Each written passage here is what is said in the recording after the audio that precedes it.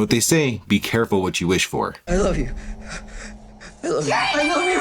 I love you! Curry Barker is the latest of the YouTubers turned horror directors, and Obsession is his debut. Obsession actually premiered last year at TIFF, and it was such a big hit at the festival that different companies started a bidding war to acquire the rights. So is all this obsession with Obsession worth all the hype? Let's talk about it. After breaking the mysterious One-Wish Willow to win his crush's heart, a hopeless romantic finds himself getting exactly what he asked for, but soon discovers that some desires come at a dark, sinister price. Now, the two main characters of Obsession are Nikki and Bear, both by Indy Neverett and Michael Johnston. And the chemistry between these two characters is off the charts. Let's start with Nikki, played by Indy Neverett.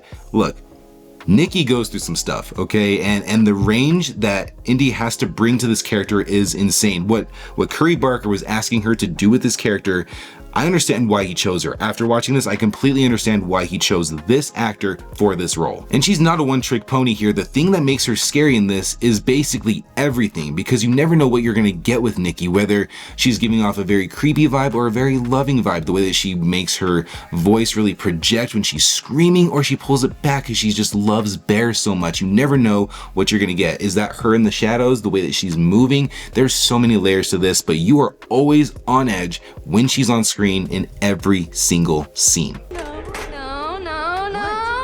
don't do that! Now, Bear is the other lead character, of course, but his performance is a lot more reined back, right? You're not asking him to do all of these crazy things, but you see him go from this guy who just wants to be loved by his crush, who is Nikki, and we start to see him be very happy once that wish is granted, but then you start to see that happiness turn to concern, that turns to fear, and that turns to terror. And you really do see that as the movie progresses, as things get worse, you see the fear in his eyes, in his mouth, like he's just really able to convey what he's feeling without saying a thing, because honestly, the things that he goes through, there aren't really words for. Now, this movie scared me.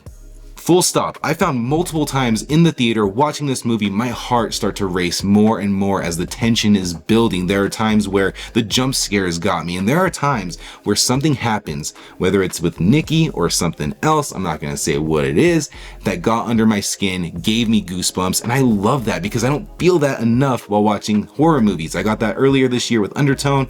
I don't know what that says about me, but that movie freaked me out. But this, what I noticed is that it scared me on so many different levels in so many different ways. Like I was saying about the actors, it's not a one-trick pony deal with what they do. Well, the same can be said with the director, Curry Barker. He finds so many different ways to scare us. You never know what he's building up to. Is it gonna be a jump scare? Is it gonna be something that's just a creepy moment, a creepy atmosphere? You never know what you're gonna get. And when you think you know what you're gonna get, the movie throws you a curveball and you have no idea what's coming next. And can you believe this is the guy that's gonna do the next Texas Chainsaw Massacre? Like, what a time to be alive. This dude has a bright future. And even though the movie is just oozing with horror elements and I loved it, this movie at times, at the right times, is freaking hilarious. And the reason that is because Curry Barker and Cooper Tomlinson, who plays Ian in the movie, they have a YouTube channel called That's a Bad Idea, and it's all sketch comedy. It's freaking hilarious. Go check them out if you haven't yet. But to see him go from that, because I've been following them for years, to seeing this movie, it's just such a crazy, drastic